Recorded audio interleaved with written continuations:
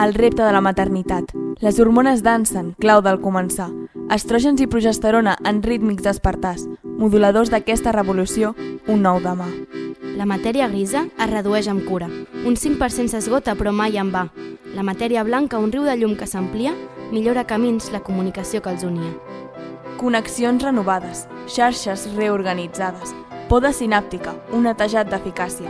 El cervell decideix, s'esmuny i s'adapta. Els vincles més forts, l'intel·lecte que impacta. Sensibilitat emocional, un nou reflex. Millora d'empatia, l'art de la nova vida. El cervell s'enforteix, una fortalesa vella, d'amor i cura que mai s'atura. La memòria es transforma, és l'espai ocupat. Pensaments de mare, amb un rostre d'esperança. Prioritzo el present, on el nadó s'ha allotjat. Un gran món d'inquietud, un bressol de confiança. Aquest viatge de vida, el repte de la maternitat.